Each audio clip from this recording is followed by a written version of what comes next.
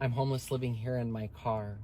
Today is Thanksgiving, and I'm spending it here in my car.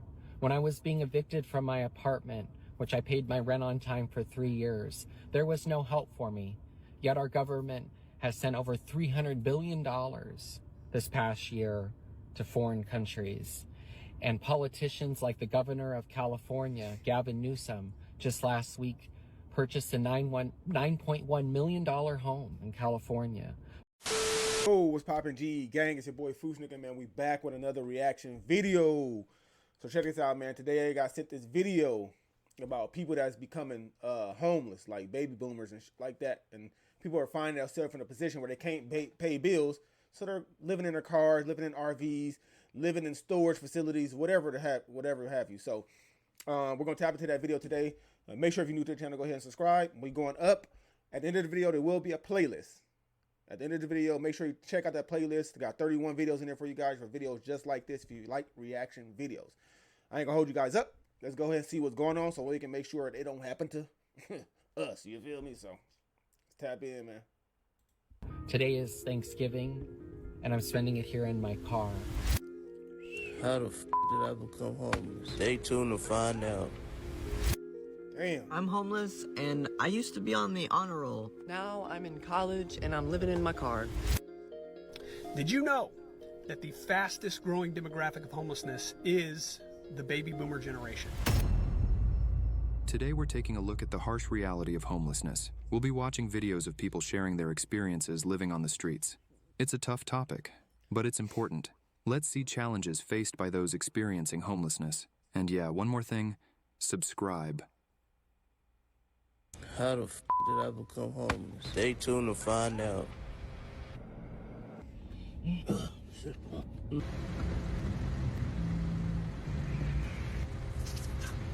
Damn. That's the #1 question I get asked. To answer that question, the reason I became homeless is because there was a lot of issues with my marriage, so I moved out. I gave my wife chances after chances. There was no change.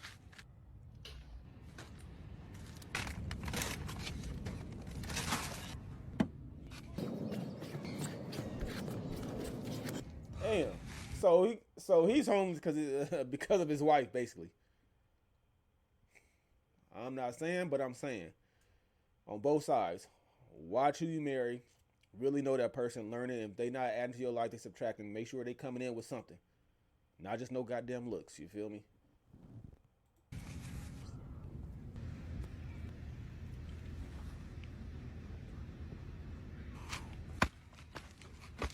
Boy, I know that type of angle. So yeah, just come along with me, man. Hey, man. Good morning, and welcome back to another day of a woman living in a tent.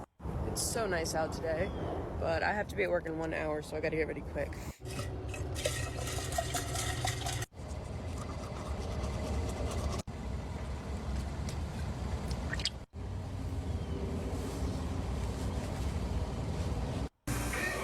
I just got off, but that shift flew by. I have to figure out what I'm gonna do with myself all day because my friend's literally coming in as I'm getting off, so I have to be alone all day again, which I hate. I want to stay in this area instead of drive all the way back to my tent because we want to do something fun when she gets off since we both have off tomorrow. The amount of napkins and forks I just took from Chipotle. I've been dying to try this. Chipotle. I could literally drink this vinaigrette.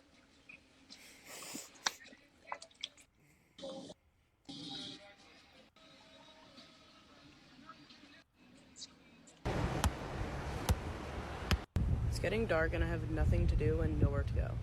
I cannot wait until the sun starts setting later. I just came home because I did not feel like doing anything tonight, and I didn't feel like waiting for hours for her to get off, doing nothing.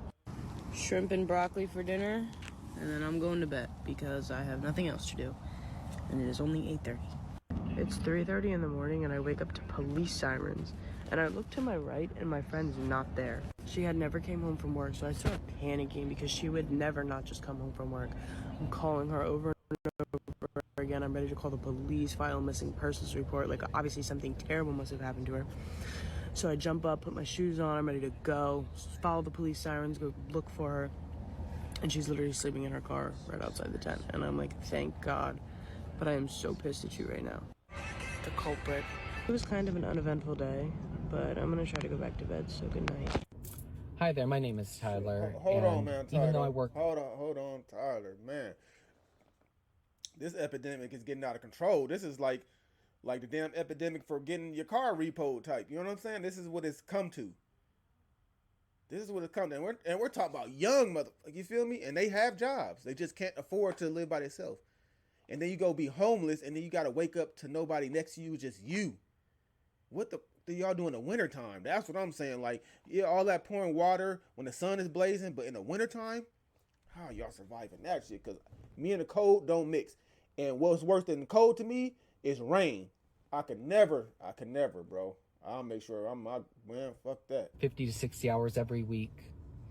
I'm homeless living here in my car. Today is Thanksgiving, and I'm spending it here in my car. When I was being evicted from my apartment, which I paid my rent on time for 3 years, there was no help for me. Yet our government has sent over $300 billion this past year to foreign countries. And politicians like the governor of California, Gavin Newsom, just last week purchased a $9.1 million home in California, while over 200,000 people in the state of California alone are homeless on this Thanksgiving. And there's over 700,000 people across America that don't have a place to call home today. I'm homeless, and I used to be on the honor roll. Now I'm in college, and I'm living in my car. I'm in Florida, and none of my family is with me here, so I'm completely alone down here. This is my first time ever, living alone. Once college is up, I'm gonna move to my brother's, and college ends in 3 months for me. I'm learning a lot here, just prioritizing my education right now. It's a music college. That's what I've wanted to do all my life, is be a musician, so I'm pursuing my dream. Thank you for everyone that stayed for my journey. Just got out of school, gonna go sleep in a car tonight. I love y'all. You asked for it. A day in my unhoused life. I'm awake, and the PDA tension has set in, so it's time to meet the first demand. Oh my God. Not there yet. Still not there. Still not there. You said my unhoused. Still not there. Finally. I wanted this cookie last night with my food, but I didn't eat it last night with my food. Wake up this morning and I am hungry, but I don't want the fucking cookie. You see right there where I tried to eat it? I don't fucking want it. And since it would just turn to dust in here, or in here, and fill my bag with crumbs, throw money in the garbage. Now it's time for me to go before all the unmelanated middle-class people get here. I try not to sleep in the same place more than 2 nights in a row, and it's my 3rd night at this park because there was no one at the library on the yesterday, damn table, ain't you? which is super unusual and made me think they'd probably called the cops again. Everywhere in Greenville is uphill. So now I'm finna take 2 buses to the shower place, which would be about a 30-minute walk, but it's too early in the morning for that. Let's hope the bus gets here on time. They struggle. It's my lucky day. It's only 10 minutes late. Made it to the shower place. They call this place a day shelter, but I refuse to call it that. It's only open from 8 o'clock in the morning until 11. And it's nothing but a row of chairs, some showers, and some lockers. It's not a fucking shelter. 1 bus an hour is super inconvenient if you need to be somewhere on time, but I don't mind killing an hour in the air conditioning for $1.50. Could be worse. So I'm headed to my storage unit now.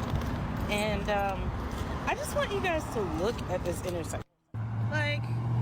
Just look at it. I have to cross this motherfucker every time I want to come to my storage unit. And there's a button here. There's a walk sign, but do you see a crosswalk anywhere? No button on that side. Sometimes I cross over here, sometimes I cross over there, but why don't you guys let me know in the comments how you would tackle crossing this? I really feel like I'm just in the middle of the road here. Yeah, that's Pigs crazy. are probably my biggest issue as a homeless PDA'er. I really feel like they should not be allowed to interact with us at all.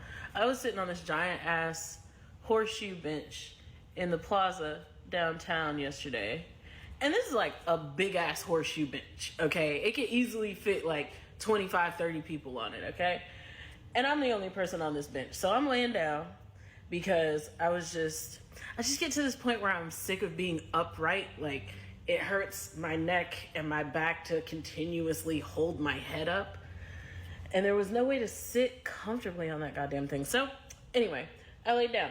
And this cop comes over and he's like, excuse me, these benches are for sitting. You cannot lay on the bench. And I'm like, I was in pain, dude.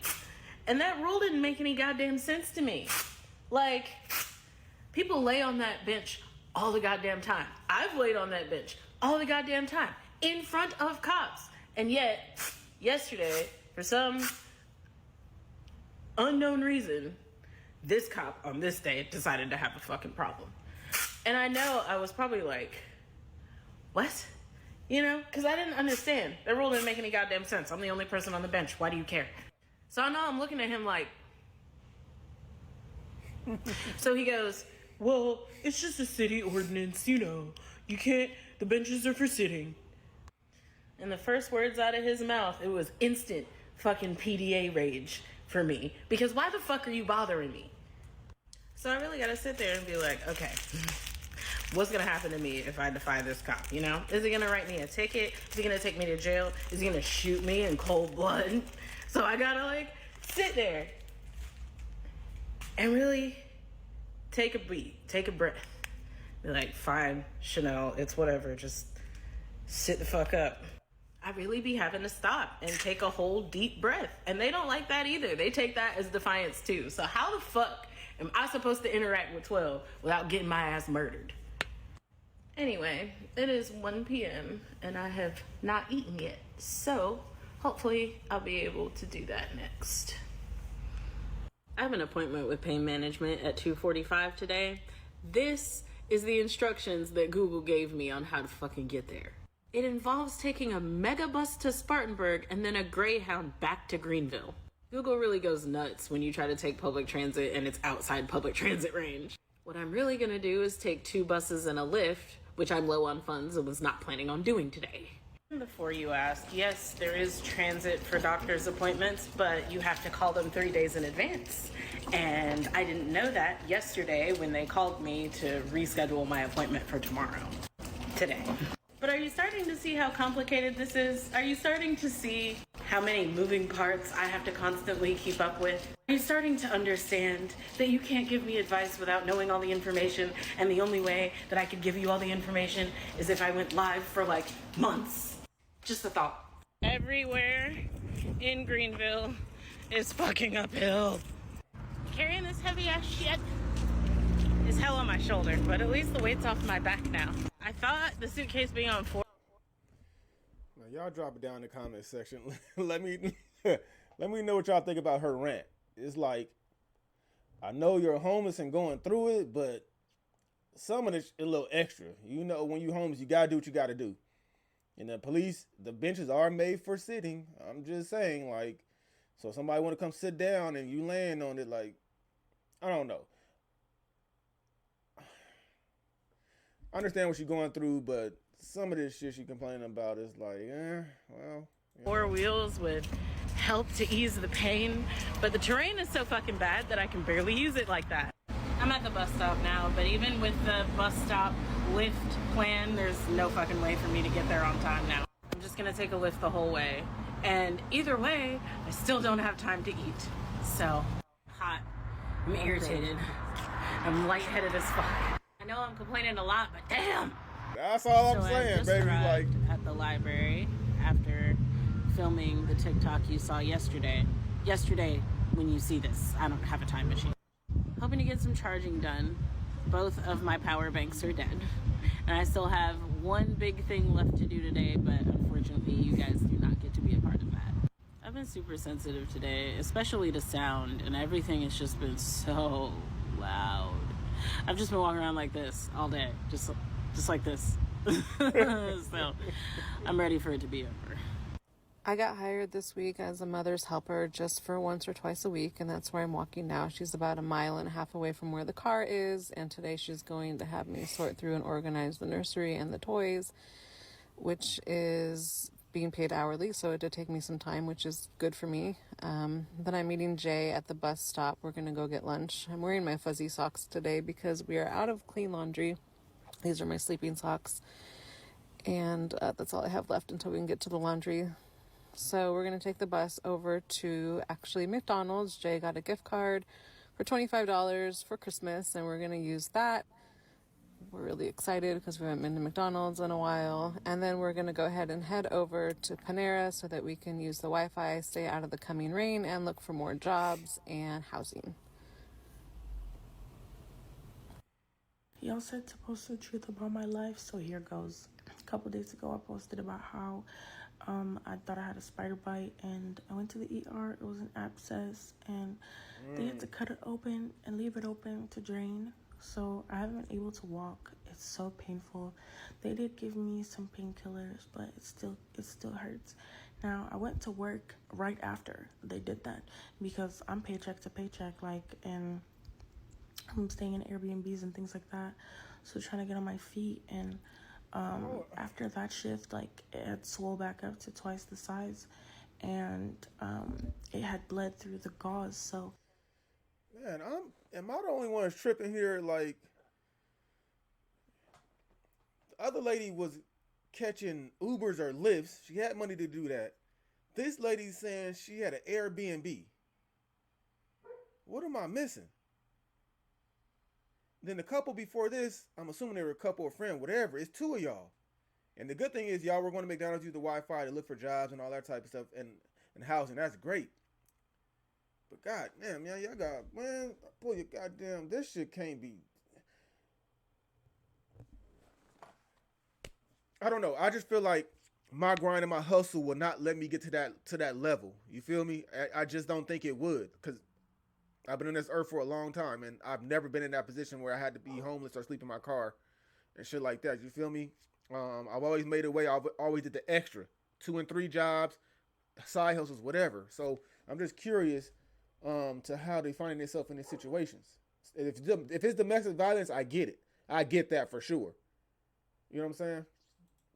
I didn't go yesterday, especially because I couldn't walk, even worse than the day before. So that literally means that I have nothing to pay for more nights. Now I have absolutely no money. I have no food. I have nothing. And being homeless in itself is scary because I feel like that's what's about to happen in the next 2 hours.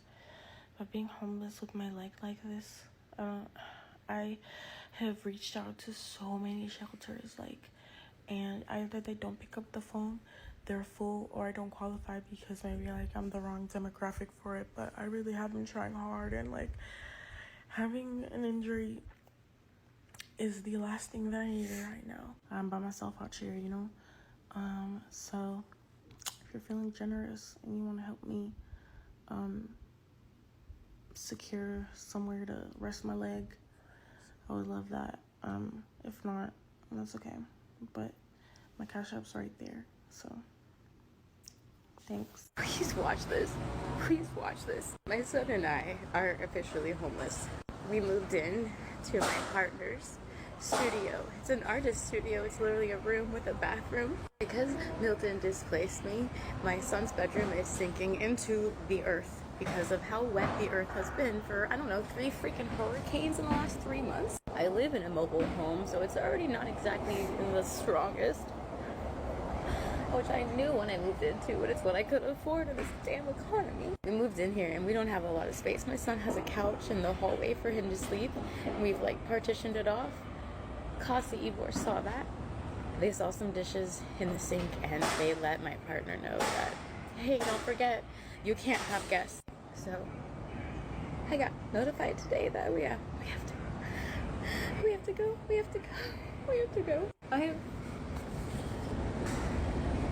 We're gonna be living in my car. And I don't have anything left. Mentally, I'm so gone. I'm so done. I have nothing left in me.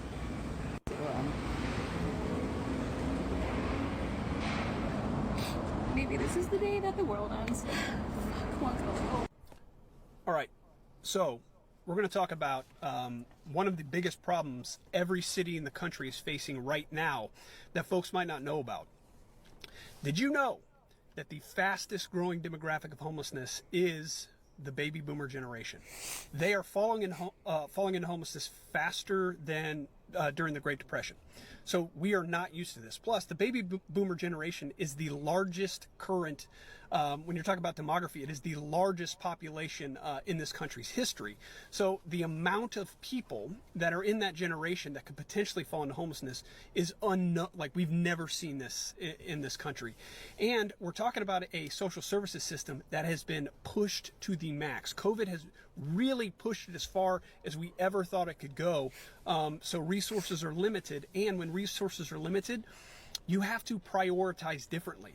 And because this is a new batch of homelessness, we're not really sure of what their vulnerability level is.